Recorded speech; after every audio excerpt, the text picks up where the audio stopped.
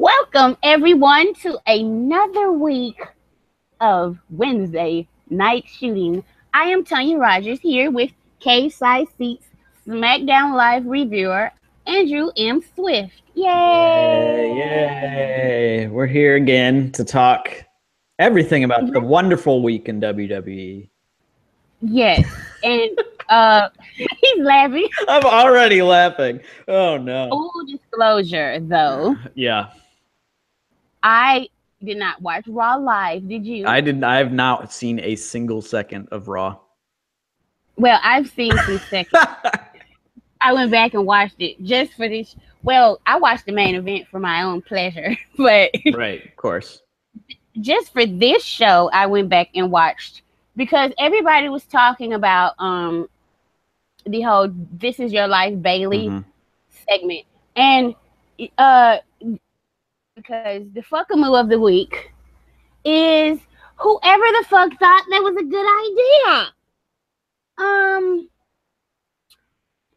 This may not be a popular opinion, but the whole "This Is Your Life" for The Rock was boring as fuck. You know what I was watching when that was on? WCW. WCW. Yes, I was one of those people, one of the few wrestling fans that didn't watch that bullshit. It doesn't hold up. Please, if you have not, people are like, well, that was great because of the Rock. No, go back and watch that segment for real, for real. It sucked too. That's what I tweeted out when everybody was complaining about. I was like, don't worry, that This Is Your Life for The Rock sucked ass too. So don't feel bad for not liking this one. I'm gonna say Vince deserves this fucking move because he's the boss. He greenlit it. He thought sending somebody out there saying, Bailey, like, this is your product and you shitting on it. How are we supposed to feel when you send somebody out there to say, oh, she didn't want to go out. All she wanted to do was watch Raw and SmackDown. Which my retort is, what about the other 5 fucking days of the week? Right. Like, it was terrible. Alexa Bliss, she was not good. I don't care. She is a good talker. She was not good in this segment. I cannot give her that. And it's the script and blah blah. But no, it was a lot of pausing. She seemed like she didn't know what to do next, what to say next. She was out there without a net. She is not that. Obviously, she is not that skilled a talker for her to be carrying on with segments like this. This is the first time they've actually given her like a ridiculously long segment, and she has to carry that narrative by herself. She is not. Don't do that again. Please don't. Like, there's very few people who could have pulled that off. I think CM Punk, I miss him so much. That's what I be thinking some days. Like, some people miss Daniel Bryan, and good for you. But I miss CM Punk so much. I want him to fail at everything he's doing so he can come back to WWE right now. It's so sad, Andrew. I miss him so much. Yep. And it's Triple H's fucking fault. Okay, but other than that, I did watch the main event because I'm never gonna miss the opportunity to see Roman Reigns in his natural alignment of a heel. Right. So really appreciate that the drive-by is not just a move. It's a move that he's actually, like, in these matches targeting body areas. And that's like, it's so good to see because that means he's growing and evolving in the ring. He's learning shit. And it's always great when you can learn. Now, as for the rest of Raw, I don't have anything to say about it. Except for, like, I saw the Goldust and R-Truth stuff. And I did see that. I saw that on YouTube. I saw that on YouTube. With the throwback lines to Pulp Fiction. That is gonna pop me every time because that was a movie that changed my life. So I'm excited for what could happen there. You're seeing 2 old guys giving them a chance in the mid card fill up some time and entertain some people. That's a good thing to see. Mm-hmm. So, do you want to just go on and get to SmackDown Live? Yep. Yeah. I didn't watch. So, tell me what happened in the beginning of the show, because I caught it in like when New Day was coming out. All right, so let's see if I remember right. The opening of the show was like a highlight reel with Kevin Owens, and he was doing his thing about how he's like, first, like he started it, and like within 3 sentences, he's like, "I'm the face of America," and I'm like, God damn it, we're back to this shit again. And then he was talking about how like you never see Chris Jericho again, blah blah blah, and then Nakamura's guest, so he called him out. Nakamura did his full entrance, and Owens is bantering at him a little bit, like, "Oh, the last guy that was a rock star in WWE, I like ended his career," talking about Jericho or whatever, blah blah. And it was like, okay, fine. I sound so excited, don't I? And Nakamura like was about to speak, but like about to deliver his retort, and Corbin's music immediately hit, like before you could even say a word. And it was just like, this fucking shit. Like, God damn it.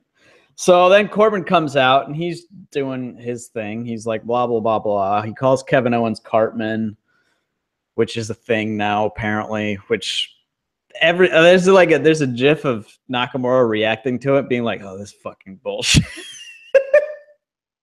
It's just hilarious. Yeah, so they banter. Hold on, wait a minute. Do they realize that like nobody fucking watches South Park anymore? Right? I didn't even know it was still airing. Like, I legit did not know it was still airing. Okay, go on. But apparently, I mean, when did South Park start? Like 1999 or some shit? I'm gonna look 98 or 99. I think I was in the 8th grade. Yeah, I know I was like 1997. Whew. A long fucking time ago. I was in like 6th, 7th grade then. 20 years ago. 20 fucking years ago. You cannot find a better reference. Oh my God. Yeah, so anyway, Kevin Owens is Cartman now, and then the heels like Owens said something clever. Oh yeah, because Corbin was like, "Oh, let's look at the clip of me beating the shit out of Sami Zayn last week." And then like Owens after it, he was like, "Wait, did you just interrupt my show so you could come on and tell me how you beat Sami Zayn for 15 minutes when I've been doing it for 15 years or some shit or whatever?" So then they were like bantering back and forth, and then they're two heels. So they're like, "Why are we yelling at each other?" So then they started fighting, started beating down, tagging Nakamura, and he was fighting back. And then the heels started working him over, and then Sammy came out of nowhere. He does this so well. Like, you know how you can always tell people running through the crowd, like coming in from some crazy direction, like that you can just hear it. He just comes out of nowhere. I don't know. He's got some weird teleportation powers or something. It's kind of incredible. But he came in. He's got the Bray Wyatt gimmick or something. Yeah, I don't know. Maybe.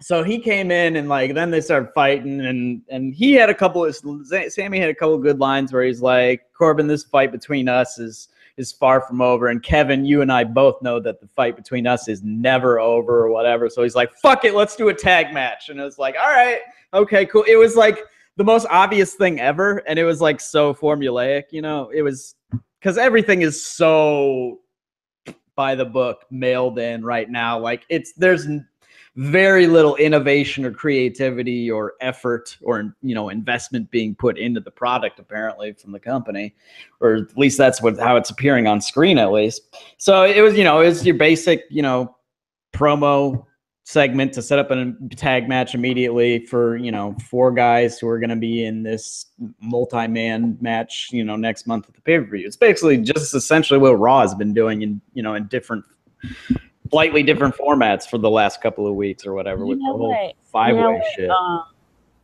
Andrew, to see somebody as special as Shinsuke, right? Motherfucking Nakamura, just being put in these like a regular old geek. It makes my teeth in my head and my asshole hurt at the same time. Like, how dare you put him in a tag team match, player? Player. How dare you? 2 weeks in a row. 2 fucking weeks in a row. And he pinned Owens both times with Kinshasa. So then next week it sets up a match of apparently non-title, which I don't know why it's non-title. If he's pinned the champion 2 weeks in a row, why doesn't he get a title shot? That seems to be like a thing that happens, kind of, right? I don't know. Who fucking knows? It's not explained why it's not a title shot, because why would you ever explain anything for more than 2 seconds? It's not like you have 2 or 3 hours of TV time to fill up to, make a whole story. So Nakamura is going to be wrestling 3 weeks in a row on TV. Just ruined everything that's special about the guy. And of course, Kevin Owens is gonna sit in motherfucking headlock. Fucking headlock. Because Nakamura notoriously takes it easy. Mm-hmm. So and Kevin Owens is the same way. Mm-hmm. We were having this discussion in the daily ones about coasting. Yeah. And somebody actually said that the guy in my avatar never coasts. And I'm like, well, I'm not going to bring up this argument because it's my dude. But I wasn't. But motherfucker was coasting like a motherfucker with Kevin Owens. It was not just KO that was coasting in a lot of. Roman was like, yeah, put me in the headlock for 5 minutes. Who gives a fuck? But I just cannot see the benefit of constantly putting Shinsuke in these matches that mean nothing. There's no. It's literally just it's filling time. It's we got a match coming up in a couple of weeks at a pay-per-view multi-man match. So we'll just make different iterations, of these 5 or 6 dudes or whatever, just to run matches and fill time. There's nothing to it really whatsoever. And poor Sammy trying to actually put meaning into the shit. He's trying to reference stuff and stuff. It's man, give it your best shot. But good for Sammy. Good for him. That guy he's his terrific. Spirit has not been broken by the main roster. And that's the great thing. It's amazing because all of our spirits are broken, but his is somehow not. I don't know. So that started SmackDown, and then I don't know what happened after that. There was something happened at that point, and then they went to, I think, into the tag stuff, which was the only really good part of the show. In all honesty.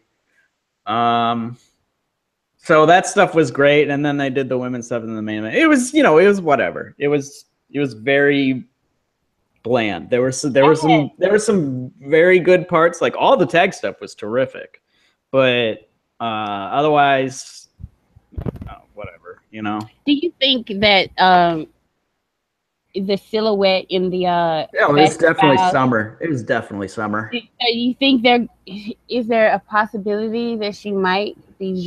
Because she has a history with both of the guys. Yes, that's true. I don't know. Maybe it's possible. She could be some femme fatale, mystery, nobody knows what's going on. She's doing shit in the background. I don't know. I'd be so in for that. I'd be so in for that. Of course, just on that'd TV. be terrific. Yeah. But yeah, that was definitely her. It was definitely her silhouette. There's. And I would like people to realize that the New Day didn't just make a prison rape. When Biggie said, we see them, we want some, that's from the Boondocks. Yeah. That line is specifically from the Boondocks about a prison rape. So I feel like the Atlanta crowd kind of got it too. Yeah, they did. I feel like there was some recognition there. So it ought to be fun, but I don't like New Day just coming in and be like, "Oh, we asked for a title match, we got it." They didn't even ask on camera. At least Charlotte fucking asked on camera in a promo. Yeah. They just showed up and gave Shane some drugs last week on Talking Smack and got him to. That's the real angle. That's the real fucking angle here. New Day fucking drugged Shane into giving them a title match. That's some fucked up shit. That's some fucked up shit right there. Whew. Yeah. Oh God. No, Yes. they just showed up and they're like, yeah, we got a title match. It was like, what? Man, they're just handing out opportunities right now. Nobody's working for them. They're just giving them away. Yeah. We need Daniel Bryan back so people can earn He needs to come back. Seriously. Seriously. I miss him so badly. Let's talk about the first ever women's Money in the Bank match. Which apparently Lana wants a part of. No, fuck no. Like, what the fuck is she gonna do other than sleep during most of the match and then get her shit in and perhaps win the motherfucker? I swear to God. What is she gonna ask? Bitch, sit down. And I don't even like calling women bitches that much, but sit your ass down. What if she has done nothing? Oh, I hope she gets ignored, just like Rusev got ignored. She deserves to be ignored. Yeah, she straight up does deserve to be ignored. She's done nothing to deserve to be in that match. Absolutely, dick. They're just going to fucking hockey games. They're not even showing up to work. Right. They're like the PG version of Almas down in NXT. At least he's getting lit all the time, and he still shows up for work. Right. So they're just at hockey games and don't come. They're like Brock Lesnar without the UFC background. Without the pedigree. To be fair, I like Rusev, but without the history and pedigree and presence and all that shit, you know. Booking.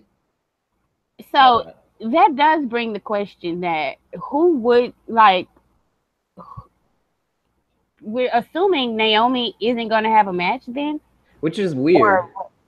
Yeah, because they don't have a lot of people to fill out that card, so you would think she would. People keep saying Asuka's gonna get called up, and I'm that's not that makes no sense. She's still the fucking champion, undefeated. Right. She's not getting called up. Sit your ass down, Marks. Please. Jesus. And she's not going to SmackDown Live either, because Charlotte's on that show. Yeah, right. Oh boy, yeah. I tell you what, it's funny you're in that brawl.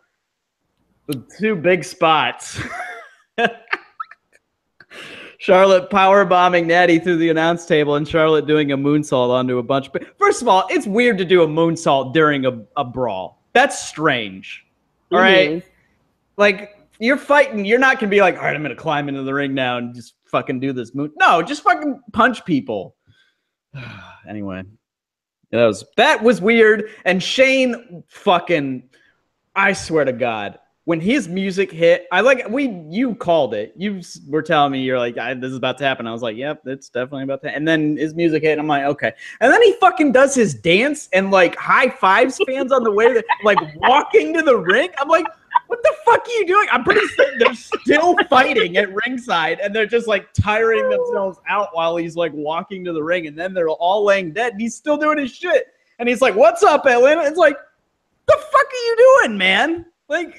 My favorite part of all of this is that they are trying to kill each other, and then on Talking Smack, they're all sitting down, calm, and talking shit. Normal people, look, motherfucker put me through a table. They're gonna have to be disappeared for a while. I cannot sit at the same table with them and discuss something an hour later. Are you kidding me? An hour fucking later. But it was kind of great how did you like they dragged Charlotte during that show pretty fucking bad. Yes.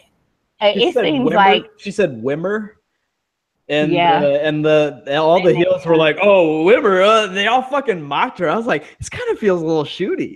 Like, this kind of feels like there's some legit heat here. Like, fuck you, Charlotte, for coming over and like being the big star." Like, I was like, "This kind of feels like a shoot." So I was, and Becky was just, Becky killed me in that segment. I was dead. She was popping me. She was just fucking making snarky remarks the whole time. It was a hoot, but it didn't make any sense how they were just like, all right, we'll just like casually, slightly embittered, discuss these matters with each other right on this talk show. There was no heat, no anger, Make history. Because the brawl happened because they hated each other, ostensibly hated each other so much that they couldn't even wait for a match to start. First of all, that anger was not like, I felt like the feud had ended, kind of. Like last week, Becky tapped, like the Walking Community won pay-per-view, and then Becky tapped Carmella or Natalya. I don't know. Who doesn't fucking matter. She tapped one of them.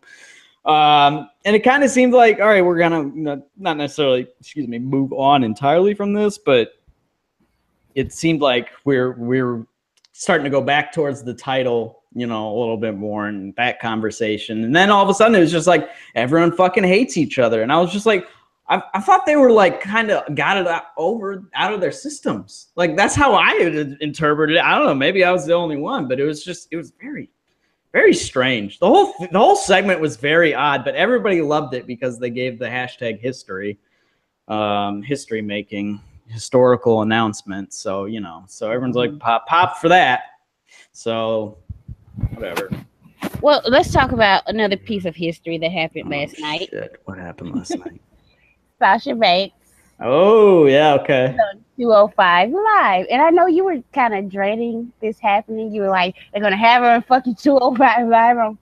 See, I thought they were going to do it as I thought they were going to do it as like a romance thing. When they made it clear that Sasha, they were just like buds, I was like, all right, this is okay, fine. Whatever. I'm cool with it. But I thought they were immediately going to do like Dar and Alicia together. So like, oh, Sasha needs a man now, and they're going to like get together on camera. And I was just like, please don't fucking like that would have aggravated the shit out of me. But they were just like, you know what? I do have one question about this though. Was there any reason they like became buds, or was the match for Extreme Rules just announced and then they like started appearing together on camera? Because I'm not sure. Somebody in the comments tell me if like there was a reason for like Rich and Sasha to like join forces, because I'm literally don't know of one. As far as I can tell from not watching Raw and just looking at shit online, like they announced the match. Sasha was having her issues with Dar and Foxy, and they announced the match with Swan because it's in Baltimore. And then they had a segment. They're like, oh yeah, we're teaming up. And it's like, wait, what? This order seems backward. I think Rich Swann has been having his issues with the couple on 205 Live. Oh. So it's like they have a common enemy. Yeah, but nobody fucking watches that show. So how am I supposed to know that shit? I did watch 205 Live last night, though. I'll tell you. And the best part was Sasha snatching them edges. She's back to her back to the good old boss that we know and love, snatching edges. That was terrific. Yeah, that whole fucking match. I swear to God, the camera was on Sasha more than it was on the dudes in the ring. Like every 4 seconds they just cut to her. She's a wonderful Miss Elizabeth. Like she looked very concerned when like Rich was getting beat up and she was cheering him on. She's great as the valet she was doing like good facial expressions. She was like getting the crowd into it, doing like the clapping and stuff, doing that. She's a very attentive professional wrestler. She is. She's very good at this. She's just wonderful. Adam Rice says none. I don't think there ever was one. So I don't think they were both in the Black Excellence photo. Yes. I will never forget that. No, I would not either. Also, all those people in that photo lost their titles a week later. Oh, she was giving me life in that bodysuit too, girl. Ooh, I loved it. I know that was like, damn, Sasha. Vince trying to get her away from Makazi, and we need to do something. Like first it was Enzo. Yeah. Fucking creepy ass Enzo. Vince was like, nah, she ain't gonna go for Enzo. Let me put Sick the big dog on her and see what happens. But Roman like, she ain't really my type. So right, yeah. and now it's Rich Swann. She's married, Vince. Stop pairing her up with me. Stop fucking doing this shit. Yeah. Yeah, Vince is like, nah, he's very manipulative of his talent. It's fucked up. It's so fucked up. This whole company is fucked up. He's manipulative of his talent, and he don't like the fact that Lana and Rusev are together. No. And Rusev But fucking married down. So he did. because Lana's just a fucking Oh, she's terrible. thought. She's a thought, as Naomi would say. Is that how you pronounce that? Thought. Yeah. Yeah. THOT. Thought. Well, you could reasonably say, it's suspicious that she hitched her wagon to Rusev after she came to the company. Wait, But, I don't know. I don't know the is. history of that shit. So No. I don't know that shit. So yeah, so it's 205 Live happened. That match was awful, by the way, because Noam Dar is boring as hell. He is. I watched the rest of the show. It was all right. I am digging the feud between Drew Gulak and Mustafa Ali. I'm digging it so much. Like, it's my favorite feud in the company right now.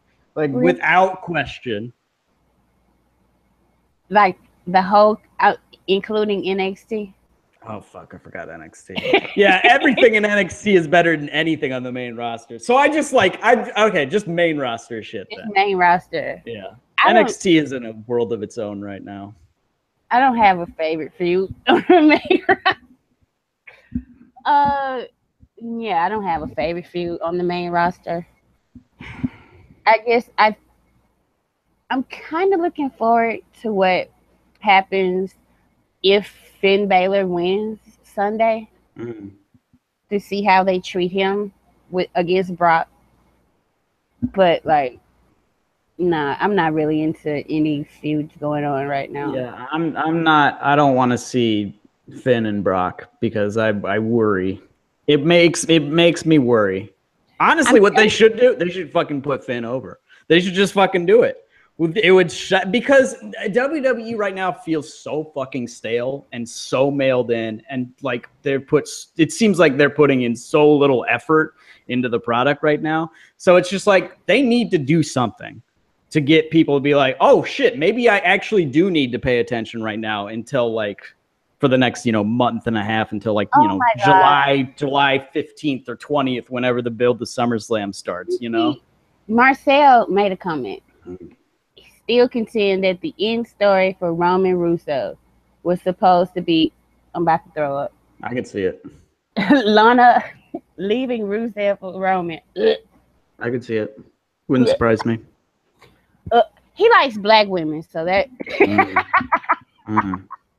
It's out the picture. No, Lana. Oh my God, I would have rage quit. So mad. Of all the women. Of all of them.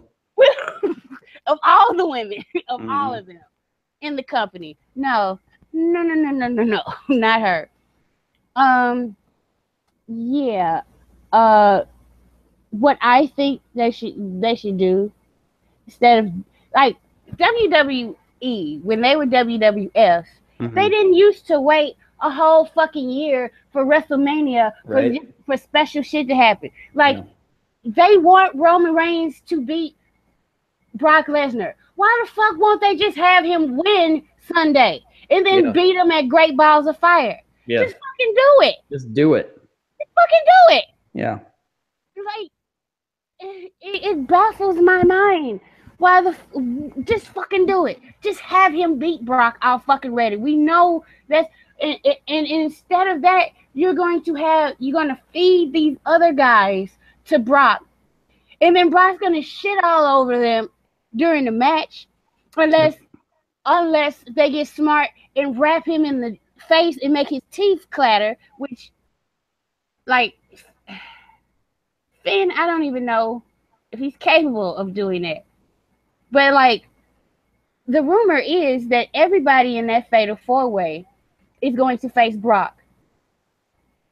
Leading up to WrestleMania 34 when Roman finally beats him. Yeah. So these 4 guys, these are your only 4 main eventers other than Roman, and you're going to systematically feed all these guys to Brock and make them look lesser because they're gonna get their ass kicked. Not only are they gonna get their ass kicked the whole match, they're gonna fucking lose the match. Yep. And you're wasting all this goddamn time when you could just put Roman in the fucking match, have Roman beat him, and then go back to the real fucking story, which is Roman versus Braun any goddamn way. Yep. But no, for some reason, somebody cares about Brock out there. Mm-hmm. I don't know. I'm not going to call you to the front of the class. I already called Vince and everybody who did that bullshit. Oh, I thought you were just going to call Vince to the front of the class again. I mean, he is the one who gave him, what, $6 million a year or some shit? For whatever I thought it was for 3. Like 10 dates. I don't know. It's way too much fucking money for showing up 5 times a year. And most of those times, he stands next to just Paul stands Heyman around and smiles and makes facial. He ain't that goddamn good at facial expressions. No. Okay, he's not. No. He doesn't do shit like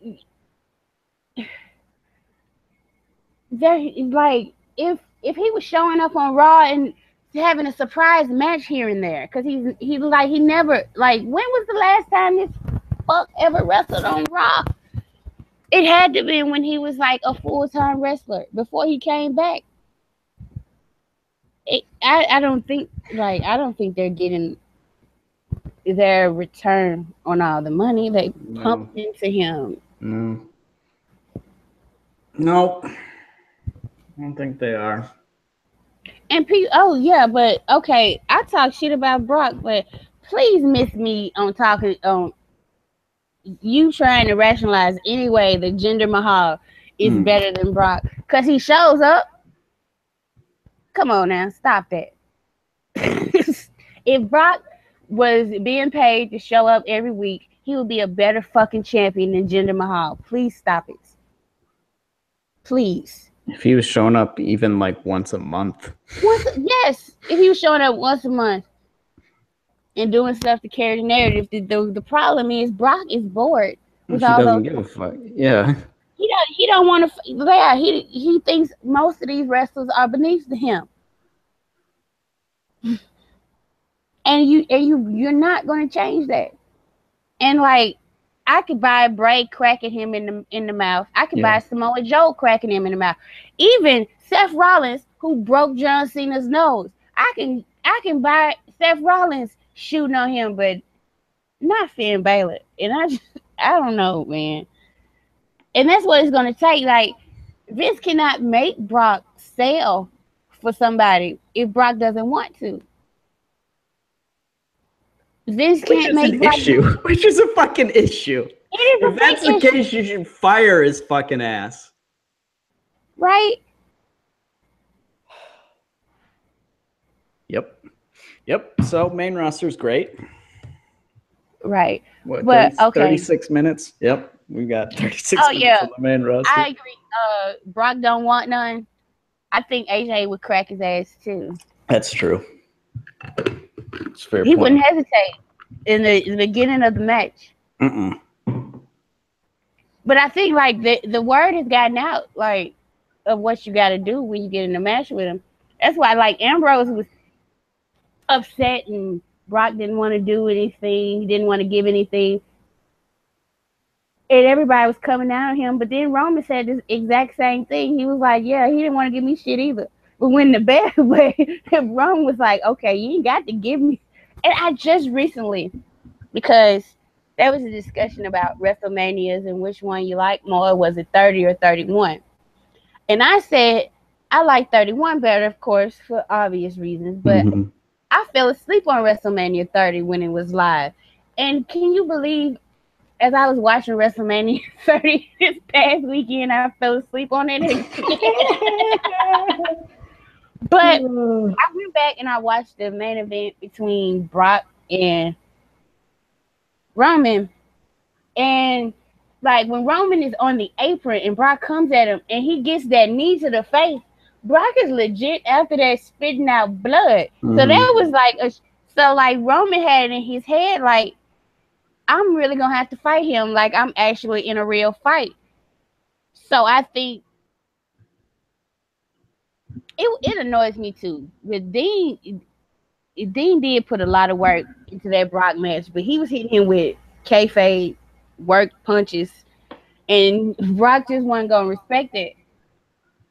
And we all know it's not supposed to be real, but Brock misses the UFC, so he gonna have to get it some kind of way. And he ain't going back there anytime soon. No, he ain't going back there anytime soon. So if you hit him with a work punch, he's gonna be like, okay, well, I'm gonna suplex your ass all night till you get the point. Mm-hmm. And he never respected Dean. Like people, please go back and watch the triple threat at Fastlane with him and Dean and Roman, and you can it's Brock went out of his way to disrespect Dean in that match. That's why I wasn't surprised by the WrestleMania. I was telling everybody this match is gonna be shit. He is going to geek Dean Ambrose out. People are like, well, I don't know. I'm like, well, I do. Go back and watch the triple threat. Anytime Dean did anything to him, he laughed it off. Roman would hit him, he would sell for Roman. I was like, this man is going out of his way to let people know that Dean Ambrose ain't shit. So that's the Brock Lesnar problem. And I don't like Finn's cut and everything, but especially if he come with that demon paint and the wig, Brock gonna be laughing his ass off at that entrance. People like, oh, this is so cute. He gets people to raise their hands with him. Ha.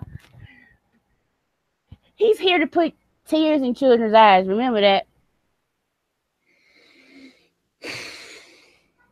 So I understand but Brock don't even upset me. Vince lets him do it. Yeah. Oh yeah. I mean, if you can get away with it, fucking get away with it, you know? Exactly. If you can, you can. And that's the whole point. It should upset everybody. Like look at all the respect he gave Goldberg's old, tired, crusty ass. I can't wrestle a normal match without getting hurt ass. Look how much respect he gave Goldberg. He is not going to give anybody on that roster that same respect. He's not. So I'm happy for Finn if this means somehow he gets more over because of it. Because after what happened to Randy, he got old. People were really behind him after Brock busted his ass open. And one of those things, and maybe Finn can use that to stay over, get pushed a little bit longer. But I do not look forward to that match. Like, damn you, Braun, for getting injured. Seriously. Do you think? Yeah. Do you think? Switching gears here a minute. Do you think Orton's promo last night was headed towards an uncomfortable direction? Yes. Okay. I'm glad that I'm not I didn't include this in my review because people would have called me a snowflake and a social justice warrior, and I'm just fucking tired of that shit. So the way he said a champion him or something, and he stressed it, and it's just oh, this is feeling uncomfortable.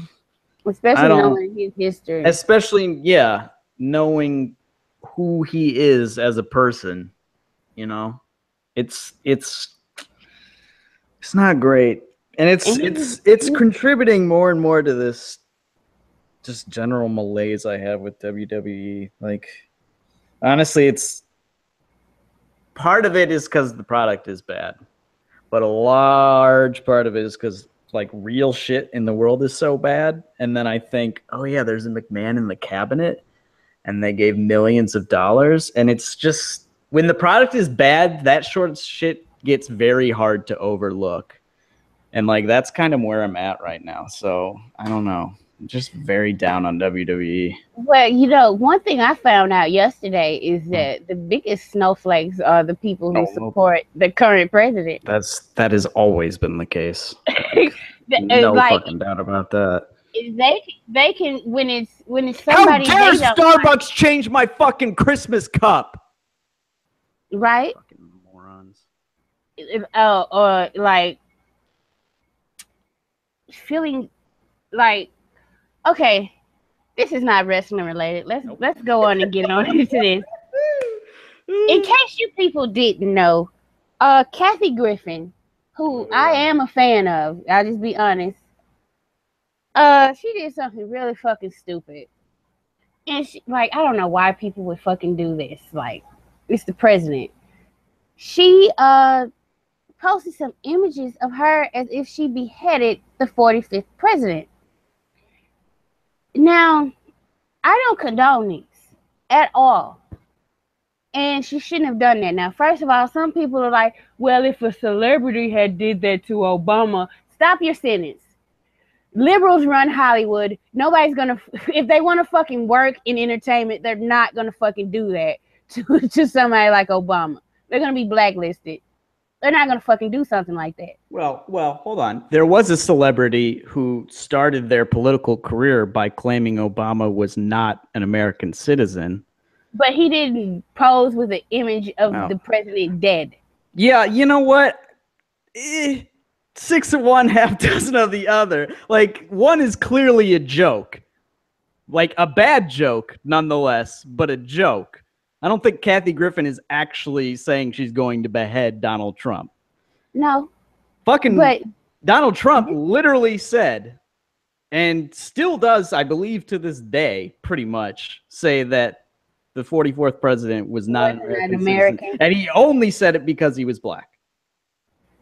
Okay, that's true. But so this is my whole... We're like, oh, civility, it's so fucking such an issue now. No, fuck you. If you weren't saying this shit, have you seen this dude's political career since day fucking one? If you are now just starting talking about fucking civility, you are part of the fucking problem. This is my whole thing. Like, if you supported him, there were people at his rallies with Obama on a noose. Where is the fucking civility then? Yep. Where is the fucking civility all around this country? Like, do you know how many times I have seen Obama portrayed as subhuman or Hitler or a monkey or lynched? To the fact that when, like, his first year in office, I had become like, it didn't even bother me anymore. Mm-hmm. And it was coming from the same people who will cry and complain at any little slight against him. It's called freedom of speech. And people are going to say shitty things, unfortunately, especially if you're the president of the United States. I don't even have a problem with you burning an image in effigy, because that's a form of protest. Mm-hmm. But to put a black man in a noose, that is a lynching, and that is racially motivated. And where the fuck were all these people when that was happening? Nowhere. But oh, now we gotta feel sorry for his son because somebody let him see those images. And if I'm the president, my kids are not watching TV. Period. No media, no everything. They're gonna be in a fucking bubble because I don't want any of that shit getting to my child. So please miss me on all of this shit. If it was okay to do to the 44th president, it's okay to do to the 45th. Especially mock him, which is the name of this show. What the Covfefe? What the fuck was that? Covfefe? I don't even know how to pronounce it. Like, I want him to get finished with the rest of that tweet. Right? Where was he going? I'm very curious. I was telling you this just before we went on the air. That tweet came out at like 12:07 in the morning or whatever, and I was still writing the review, but I didn't see the tweet until after the review went live. Right. And I'm very upset because I absolutely would have just put the fucking headline as something to do with Covfefe for the review, just because fuck it. You know what? I mean, in the review, I was just asking people what their favorite cookie was and shit, and talking shit about oatmeal raisin. I don't even dislike oatmeal raisin cookies. I was just trying to stir shit up. So when I saw you said snickerdoodles and macadamia nuts, I was like, see, this is why he's my boy, because I am right there with you. I okay. I was trying to picking shit. God damn it. I was picking shit that I figured people would like go back on, and they didn't. So maybe those are my legit favorites, but I don't know. I can't eat none with raisins in it. Nothing. Nothing. No. I hate raisins. They are dried up grapes, and they are the scourge of the earth. This is a good point. Ted Nugent literally threatened Obama and Hillary. Nobody did shit. And they invited him to the White House. What? He was, right. And also, I do not feel sorry for his youngest son, because Melania, that's a motherfucking G. As much as I do not like Donald Trump, Melania G, because she don't give a fuck. She is not putting on, she did not sign up for this, and she ain't going along with it. Every time he tried to touch her, she swat his hand away. She's like, you know what this is, goddammit. You know why I married you. I'm not holding your hand. I got respect for Melania. I do. Because she's like, I did not sign up for none of this shit. I'm not co-signing it whatsoever. I'm here. I'm being nice. Don't make them clock. That's a real woman right there. She know what she signed up for, and she ain't doing nothing extra. Oh Lord, it gives me life every time I see him try to touch her and she avoid contact. Oh, I love her so much. So I didn't see like any of those tweets. Like, I feel like the first one I saw was Sammy's tweet. Like, I had a good wrestle tonight with 2 like Covfefe or whatever, and I was just like, what the fuck does that mean? And then I like scrolled down and I was like, oh my god, this is amazing. Okay. So that was the thing that happened. John Cena put it on Instagram. John Cena he's a national treasure. Let's be real. Yeah. Ever since he got with Nikki, he's been like a decent person. I'm gonna give her all the credit. There's a song with Fabulous and Neo called "You Make Me Better." Ooh. Kim Kardashian actually it goes, I'm a movement by myself, but I'm a force when we're together. That's what that is. He got with Nikki, and she made him better. Yeah, I dig it. She's making him a better person. Yes. So so Covfefe, like, for some reason, like, I had this weird, like, this happened right when I woke up. I had been, of course, like, thinking about it throughout my deep sleep of like 5 hours or 4.5 hours or whatever the fuck it was.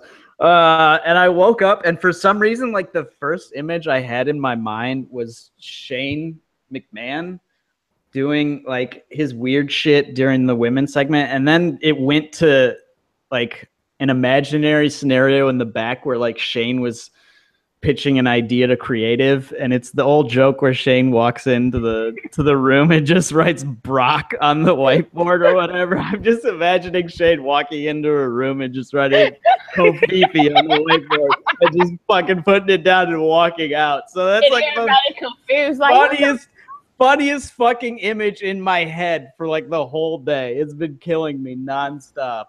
Oh Jesus. Yeah. It's Jesus. It's been a hoot.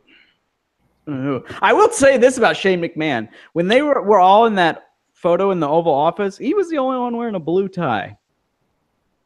So yeah, he seems like that seems like if everybody else is wearing a red tie, that seems like kind of a pointed message, doesn't it? That probably was his way of like saying, I am just here because my family's here. Right? Yeah. I am not down. I don't get jiggy with none of this shit. No. Yeah. So like, I hope my favorite wrestlers, whatever political, like if they don't lean a certain way, just like if you support the president, just support him silently, please. Yeah, please don't say shit like that will make me not like you. My worst nightmare is that Roman tweets something positive. Oh my God. Can you imagine? I would burn. I have each and every Roman Reigns shirt there is. I even have the Roman Reigns Undertaker shirt. I even have his new shirt on order from the website. Like, oh Jesus. I probably stop watching wrestling. See, See, this is where I don't think he does though. Yeah, this is the only scenario in which it was smart of me to decide that all my favorite wrestlers would be young minority women. Otherwise, there's a really fucking bad idea to have this go through my head. But in terms of politics, I'm okay. I never have to worry about that shit. I feel like I'm okay because he's married to a black woman. Yeah, that's true. But he never tweets anything political. So maybe he's like one of them motherfuckers who's like, don't even vote. Yeah, that's fair. Oh, and some people get upset, but like, I used to get upset, but then I realized, like, I live in Mississippi, and black people are very disenfranchised, and yep, they're like, what's the point? It's already bought and sold. My vote doesn't matter, and I'm like, I still got to get up and do it though, because it's too many people died for my black ass to go in there and vote. It's like I don't want their deaths to be in vain. Right. That's mostly why I vote. It's like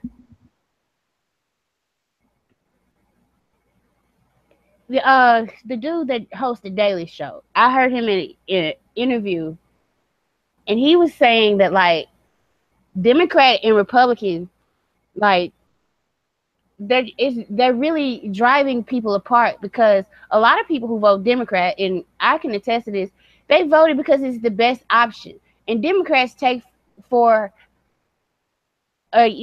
granted. Yeah. We're voting for you by default because the other party is way worse. Yeah. And basically says we don't give a fuck about you. Oh yes, I love Summers. Very vocally anti-Trump. Summers terrific. She's great. She's great. Absolutely great. And so is Seth. People, you talk your shit about Seth all you want. All I know is he didn't vote for that motherfucker. It's definitely true. It's definitely true. So the fact that Seth loves to wrestle when he comes down here, he gives it his all, and he's fucking woke at that. And he might meet a woman that takes away all his misogynist ways one day. So there's hope for him. Speaking of bad tweets, did you see Nia Jax's tweet? Oh, Nia Jax. Yes, let's talk about Fetch. She tweeted right after the she didn't tweet any thanks or congratulations to the women. She tweeted some shade. It's nice to see SmackDown uses all the women on the roster.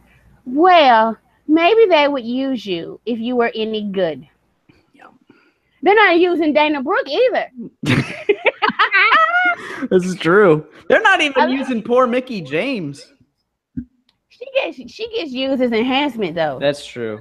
They used her last week. James, she gets moved to Raw to do nothing. She would have been in this ladder match. Oh, don't tell me. Don't remind me.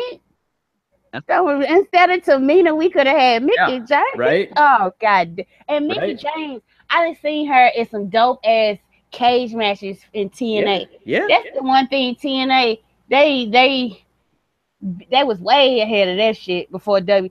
That was the one thing I really liked about Dixie Carter. She really let them women do matches.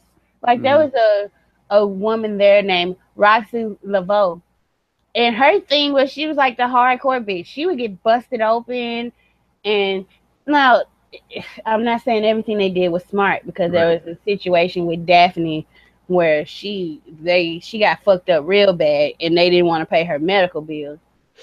But as far as like just treating women like the rest of the men, I really appreciated that about TNA. WWE is way behind. Yes, Mickie James in a ladder match though. Oh my God. Don't remind me of it. It said we're gonna get Carmella and Tamina cannot move anymore. Like she can barely get that leg up for the super kick. Yeah. Tamina need to retire. Did you see? You watched Talking Smack, right? Yeah. Okay, the segment with all the women. Oh yeah, we already talked about this. But Tamina was over in the corner, and if you looked at her, she just looked like she did not want to be there. She was just like, "This is fucking stupid." And then Shane at one point was like, "Tamina, what do you think?" She was like, "Oh fuck, I gotta talk. This is dumb." Like the look on her face is funny because Aaron Klein tweeted, she was like, "Tamina is over in the corner, and she could not give like any less of a fuck about this." And I like read that tweet and looked at my screen, and it was just like the camera was on her, not caring whatsoever, and I just fucking lost it. I was just like, oh my god, this is terrific. So yeah. The Make Young Classic cannot happen fast enough. God damn, let's get some more women on these rosters. Well, here's the thing: are they gonna be used? You're right. Are they gonna be used? Like NXT will be lit as fuck. I mean, let's be real. NXT is gonna be so fucking dope here in like 2 months. Especially when they got Pete Dunne coming out having matches like every once in a while. Oh my! You see the pop he got tonight? Oh my god! That fucking put his name on the Tron, and everybody stood the fuck up. Oh my god! Everybody lost their shit. Pete Dunne. Yeah, you're. It's almost he's such a baby. I'm not usually like attracted to babies, but I make an exception. Lord, when you married, are you into black women, Pete? Marry me. I swear to God, like, just good gracious, I love him so much. I don't want him to be ruined by this company. Right? No, don't call up Ruby and Nikki. They'll just get fucking ruined. I've got no hope for like the women on the main roster to be anything other than like a token gesture at this point. Yeah. Well, see, yeah. But like, okay, I think Charlotte is in a better position than she was in NXT. She is. I think Alexa Bliss is in a way better position. I'll give you those two. But like nobody else. Everybody else is in much worse positions. Just even Nia Jax is in a worse position. Yeah. I guess you could argue Becky, maybe. I don't know. She's been booked pretty shittily. Yeah, because like Becky was just starting to gain momentum. She was just starting, and then they called her up. Yeah. So you really can't judge on Becky, but like, yeah, I don't know. Marcel does make a good point about how like it looked like they were adding Nia to the angle and then just dropped it immediately, which is true. It's very annoying how they just like do shit and then just drop it and then like never say a word for months and months and months. Sasha was like interfering in like every one of Bayley's matches and like accompanying her to ringside and like being her buddy and like, and then they were like, wait, hold on. We're not ready to tell the story yet. So they just dropped everything. And now like 2 months from now, they'll pick it back up again. But it's like, no, why can't you just fucking do small shit? Just because somebody is in a story with one certain person doesn't mean that's the only people they can interact with in the whole fucking show, which is so frustrating. That's why frustrating. We get excited when they give us stuff where like people are interacting. That's why like I don't mind Sasha mingling with the cruiserweights because nobody mingles. Nobody fucking mingles. Everybody's like, in the party in their own corner. Nobody's fucking mingling. Like when Roman and Sasha did that thing, it was nice because it was some mingling going on. But like everybody's got to stay in their own. Okay, you know what my favorite angle is, and I'm barely even watching Raw, but I'm gonna keep up with it. Who the fuck keeps attacking Enzo Amore? Because it is fucking Big Cass. If it's not Big Cass, this is the worst angle ever. If it is, because they're trying to make it seem like it's the Revival. But why would the fuck the Revival don't need to beat up Enzo? Come on. If that's what we're doing, you have just killed the Revival. Why they gotta jump Enzo Amore of all people? Right? Yeah, why aren't they jumping Cass? Like, Right. Enzo's not a fucking threat. Right. So if it's not Big Cass, I would be very disappointed. But I think it is. They've mismanaged a lot of people. Yep. Go see Mickie James' most recent tweet. Yep. I don't think I follow her. I think it's the one about the ladder match. What did she say? Hold on. Yes. Congrats, ladies. Huge fan of making history. I can't wait to watch. Heart, $sign. I don't know what the last emoji is. It looks like a house or some shit. I have no idea. She probably mad. She probably. I'm sure she want to be in it. Yep. God, Mickie James, Lord, when you thought about, they showing my gift. Thank you, Matt. I love it. For the rest of my life, I will love this gift. Wait, what's now? Oh yeah, yes sir. Yes. That's a hoot. I'm not gonna lie.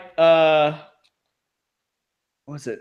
On Monday, I did see the clip of Sasha dancing. I saw it on Twitter from Total Divas Apps, and yeah, I cracked a big smile. I did. It was Sasha having fun, mate. She's just having fun. It's just like, you know what? This makes me feel good. I'm gonna be okay with this now. Like, I know last week I was like, God, when they put Sasha on 205 Live, I was all bitching and shit, but I was just like, yeah. My favorite part is when she pretended to pull the rope, and then Rich Swann walked over, and then they did the thing together. I was like, oh, they talked about that. Oh, yeah, for sure. They totally synchronized that shit. See, Sasha pays attention to detail. Like, when she works with somebody, she's going to give you a little something extra, like the belt clink with Roman, and then the dancing with Rich. See, we need people like that, motivated. Just talk to Vince. Dye your hair fucking blonde. I don't know what to tell you. Seriously, who fucking knows? Oh, but we do have a pay-per-view coming up, and fuck. Yes. Oh yeah, Caitlin's going to it. Caitlin's in the thread. She's going. Right, Caitlin? Is that right? You're going to Extreme Rules, I think. So we're gonna have half an hour from me, and I'm just fuck it. Nope, I don't care. I don't blame you. I wouldn't go to, I wouldn't, because of who my favorite wrestler is. I don't think I'm ever going to a pay-per-view. Right? Oh, that's for to pay all this money to see these motherfuckers boo him. Fucking neckbeards. Right? I did not pay for this. No. He can come down here, and he's treated like a god king that he is, cause we're a bunch of marks down here.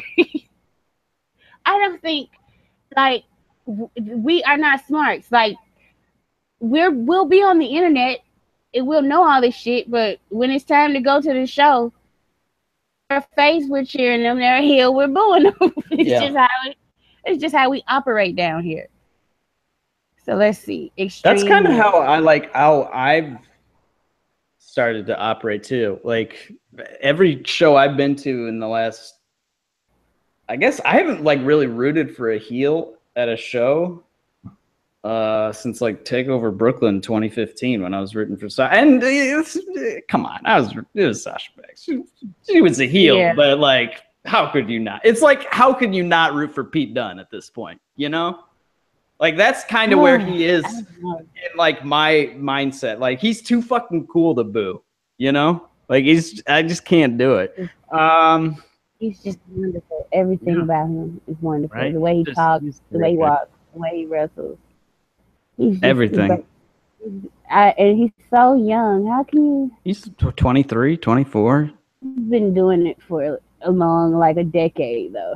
Okay, let's get to these predictions. Yeah. First, the Fatal 5-Way, which is an Extreme Rules match, but they don't have to call it that because it's a Fatal 5-Way.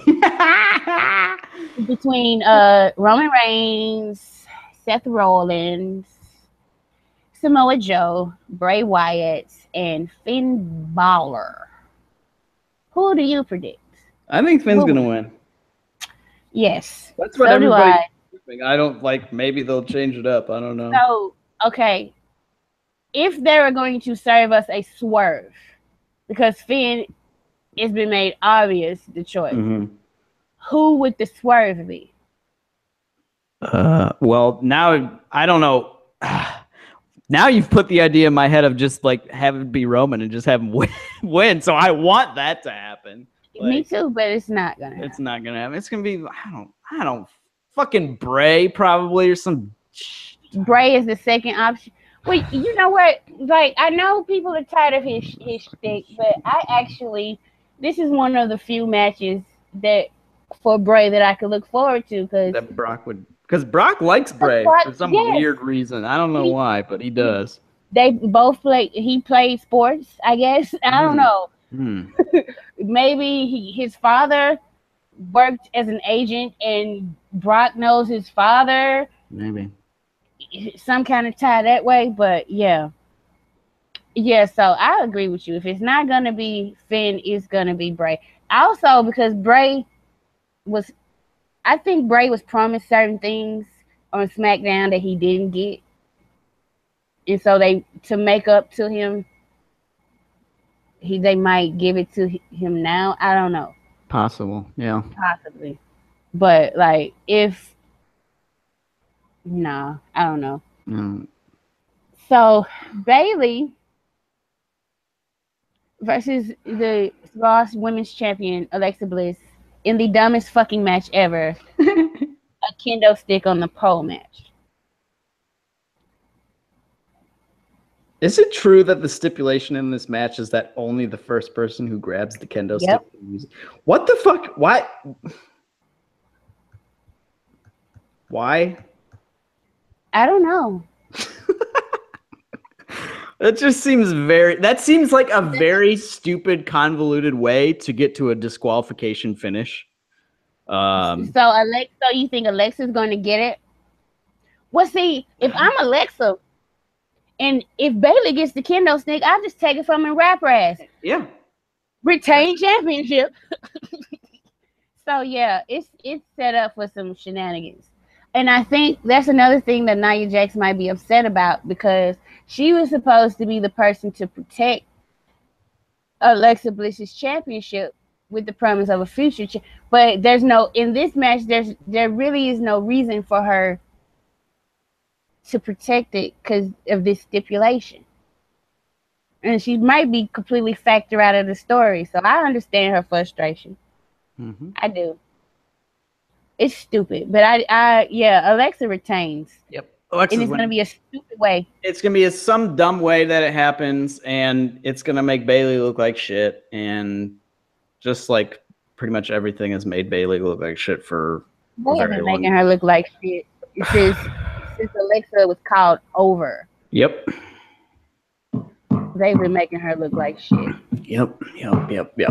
That's crazy. Dean Ambrose, who is the Intercontinental Champion, I did not even know that. I was thinking the other day, who the fuck is the Intercontinental? Who is the Is he really? Holy shit. That's what happens when I don't watch Raw. I have no idea what's going on. Against The Miz. Wait, they're feuding? Yes. Fucking hell.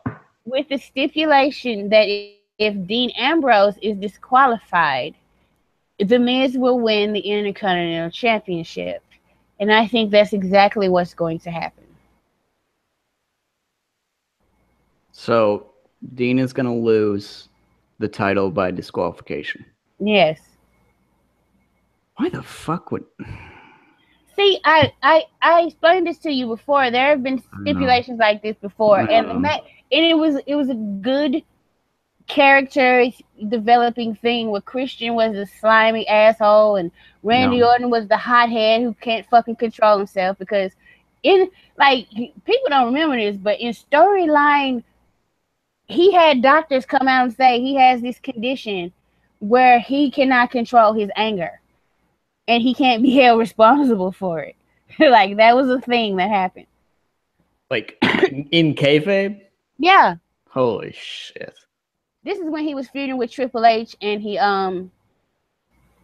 DDT'd Stephanie and kissed her while she was unconscious and Triple H was handcuffed. I'm sorry. What? You don't know that this is a thing that happened? When was this? This was in 2009. I don't think I thought about professional wrestling once in the entire year of 2009. I So was a part timer, but I watched during WrestleMania season. mm, So Randy Orton won the Royal Rumble, and either Triple H was the champion or he was soon to be champion. But they faced each other in a boring ass match at WrestleMania.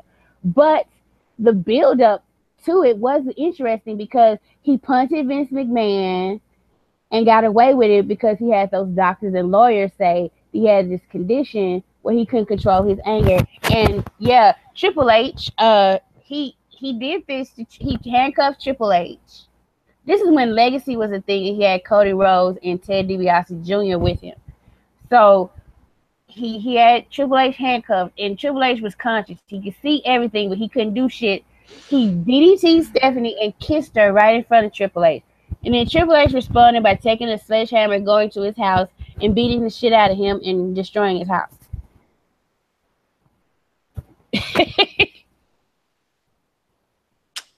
yeah. Yeah. So okay. So who do you think's gonna What for the Intercontinental Championship? I don't know. I'm going with whatever you are going because I haven't watched. I don't know what the fuck's going on.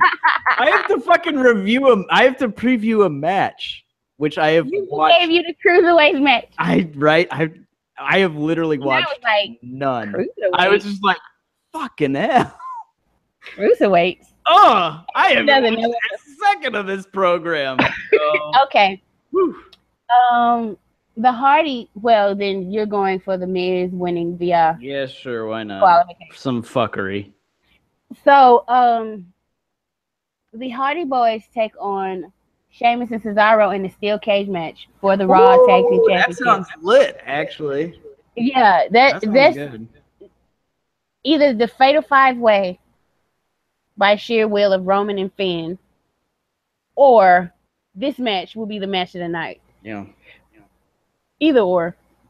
I think the Hardys will retain, but they keep teasing that Matt's going to take a big hit and become broken. But they can't really do it because they're in litigation. But I think they keep the championships. But who do they move on? I think like maybe they'll fuck around for another month because Dash, is it Dash? Yeah. Whichever one who has his mouth wide shut, he's Dash. Back on TV. Yeah. And I follow both of them on Twitter, and he was like, he only has like a month left of like drinking liquids as his solids. So very soon they will be challenging the Hardys. Yeah. Very soon. That's the SummerSlam feud. Yeah. So I think the Hardys will retain and move on to the top guys. Yeah, so that makes sense. I hope Sheamus and Cesaro keep getting. I mean, I don't know why I'm hoping because it's not like I watched the show, but from what I can tell, they've been putting in good work, so they should hopefully keep them relevant, like apparently SmackDown has done with Breezango. Yeah, me too. The Cruiserweight title is a submission match. Oh, yeah, that's right. I don't even know the stipulation. You didn't know the submission? Fucking hell. Oh. It's between Austin Aries and Neville. And I don't know. I don't think they're going to do too many title changes. I think Neville retains. I think so, too. Also, like, I don't know. It just doesn't feel like they're going to... I don't know. Like, it feels like they're building up some baby faces, but they don't really have any ulterior heels. Tozawa is the baby face. I think they might build up. and Ali, like, I guess they got Gulak. I don't think Gulak's going to be in the title feud. And TJP was champion and sucked. But he's been, I guess, better now as a piece of shit douchebag, but even still. So I think Neville's gonna keep the title probably. Yeah. Then we have, I think, Goldust and R-Truth. Is they gonna get a match? I think they are. I'm not sure, but let's just say they are. I think Goldust is gonna win. Yeah, I think that's the right call. I am so here for Goldust being Goldust again, by the way. Goldust is like one of my 10 favorite wrestlers of all time. Like, and like of all of my favorite wrestlers, there's like 2 from before like 2014. And it's fucking Goldust and Bret Hart. So, you know. See, this is why I love you, Andrew. I know, right? We are on the same page with this. Yeah, so I'm just waiting for Goldust versus Roman Reigns. It's all on some random Raw. That's what I'm waiting on. Oh, that'd be lit. Oh, yeah. Roman's going to have to play a face, though. That's the only non-lit part of that. I like when he faces so he can be the heel. Work heel, yeah. Yeah. But it's still going to be a good match. And Sasha and Rich versus Team Hot Mess, as Sasha called them. God, this match means nothing. So, of course, Sasha's going to win it. You think so? Well, okay. I mean, sure, that would make sense. However, the pay-per-view is in Baltimore, Maryland. And Rich Swann is from Baltimore. Rich Swann is from Baltimore, Maryland. Oh, fuck. Why? As long as he takes the loss, I don't care. But it's stupid because I fucking hate this hometown. Maybe they'll get around it in the tag match. Like, well, he doesn't have to be involved in the decision, so they don't have to do the hometown. Fuck. Shit. Just act like it's Naomi. God damn it. Let him win. Shit. Oh, that is so tiresome. It's so annoying. Oh, God. I don't even care about Styles. People are like, oh God, people are bitching Styles lost to Ziggler. It's like, I literally didn't say anything about Styles losing to Ziggler. I just said it's dumb to have fucking faces losing or just hometown wrestlers, period. But especially faces losing in their hometown. It's so fucking especially clean, because that's not clean, right? If you have the heel cheat like a sumbitch and win, right? Okay. Like, oh, they fucking did some awful shit to deprive us of what we want to see. No, they just win clean. It's like, oh, our guy isn't good. That's literally what you're telling the crowd when you have the hometown wrestler lose in their hometown all the time. It's so fucking stupid. And what did I say? I was like, glad they don't go to Pensacola. Right? Exactly. Absolutely fucking never. Not a fucking chance. Lord have mercy. Okay. And I think am I missing? I don't know. I have no idea what's on the card. Of course you don't know. I haven't been watching. I won't watch the pay-per-view, so. I'm not going to have the network. Ooh! Because, yeah, I'm going to have to budget my money a little differently. And on the 2nd is when it ends, and the 4th. So, I mean, when I get the network back, I can just go back and watch Roman's match, which is what That's true. Yep. That's true. So, yeah. I don't really need the network until SummerSlam. I feel like that's the next. It's totally true. Like, you can catch up. Because I was doing live after every pay-per-view, and I was no, I can't hold up. And then I was doing it with Fizzy, and I love him to death, but he is so different. His views are so different, and I'm talking about what sucks. He's like, well, I actually like that. I'm like, of course you liked it, Fizzy. Of course you did, Fizzy. You like everything that people don't like. Right? And if people like it, like, well, I don't actually like what. So my next live after will be live after SummerSlam. Woo, boy! I should FaceTime into that from some random bar in Brooklyn, just fucking lit as fuck. It's like 1 o'clock in the morning. Yeah, I know. So I'm gonna FaceTime from some bar in Brooklyn. It's gonna be fucking lit. I'm gonna fucking call in, and for some strange reason, I'll have wandered into some wrestlers in some bar, and we'll have some guests on. Wouldn't that be fucking hilarious? It's Oh, it's wow. not going to happen. I'm I so would, sorry that I put this idea in your head of like me showing up with Charlotte and Becky, like, and Charlotte just taking the piss out of me. Like, I oh don't really fuck want you. wrestlers to know that I do this. I'd be like, what the fuck does she know? Right? I know, right? She's Ooh. never wrestled a day in her life. And like, that is not true. I have taken bumps a long, long time ago, but I was never trained though.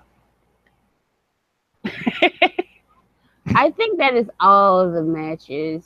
Yeah, I have to assume so. I don't know, man. Just wrestling is just. I mean, WWE for me is basically wrestling. Like I do watch some indie stuff, but like if I'm down on WWE, it's gonna be really hard for me to get into like other indie shit like in a big way. And I'm at the point where like if I'm like making dinner or something and I'm just like, oh, I'll throw something on my laptop or whatever. It's no longer wrestling matches. It's just like, I'm picking random shows or whatever. I don't my interest has just plummeted in the last couple of months. I don't know. It'll happen. It always happens, but Hopefully, something will bring it back around. hopefully something will come back. But right now, it's just not looking good.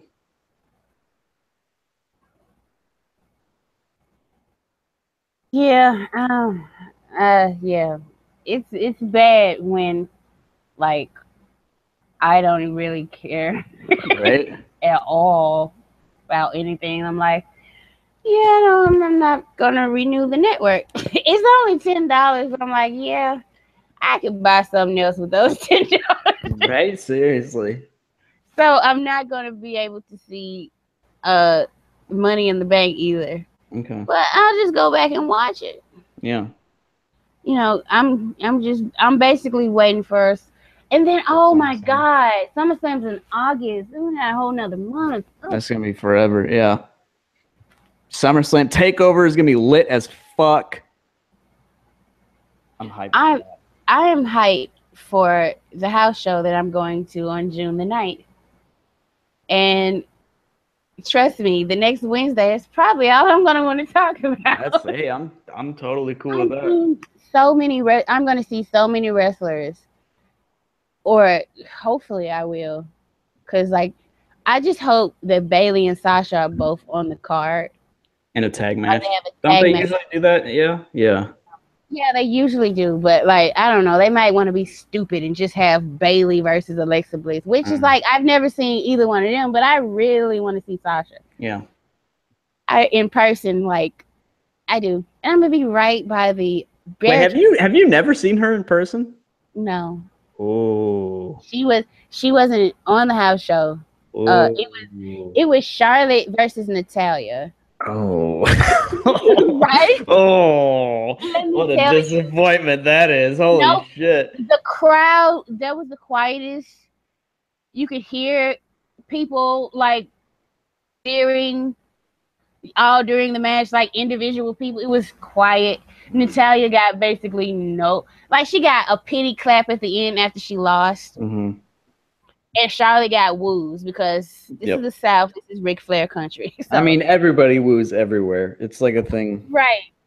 But nobody gave 2 fucks. But no. And people were like excited to see like Jack Swagger and Dolph Ziggler.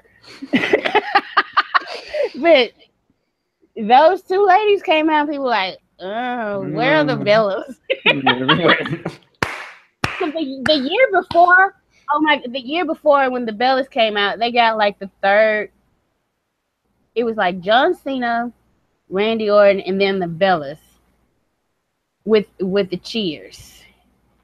I still in my lifetime have not seen a reaction the way John Cena's was. It was like the building was literally shaking. Shaking. Yeah, you said this. Yeah. I cannot get over it.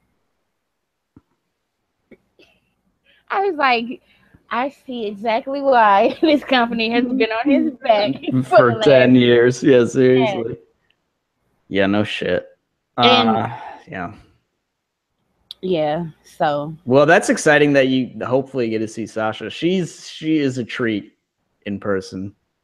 She is an absolute treat.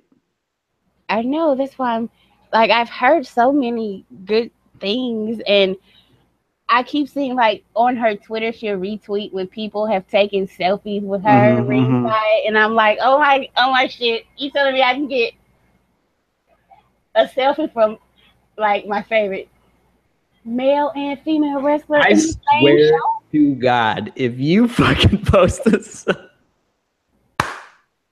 if you post that selfie, I'm gonna be like, Oh my I'm gonna have no response. And be like, I don't know what to say. I'm just not going to respond. I'm so excited. Like, I got to get a sign. I got to make a sign or something because we're going to be right on the barricade. And Uh-oh. I don't know what sign to make though. Oh my God. One of your kids is gonna get the glasses. Wouldn't that be wild? Oh God, my daughter love like she used to love AJ Lee, and now Sasha's taking that place as the little tiny female wrestler that she loves. Yep. So yeah, it's a shame. I don't care about any WWE TV. I'm not watching it, but I am so excited to go to their house show. Yeah, I'm still considering going to this NXT house show in a couple of weeks up, and it's the problem is it's on a Friday at 7:30, and it's in Bel Air, which is like an hour north of Baltimore. So I don't know if I can make it up there. But NXT's roster is so fucking hot right now. I feel like it might be worth trying so much fun. We're trying. There's like a whole crew going. Like I think Eddie's going, Caitlin's going, and then I think Chris Dawson Bacon Strips is going. So yeah, you'll be in good company. I think Master Geek is going too. So yeah. So I don't know. I'm thinking about doing that because NXT, man, that sounds like a lot of fun.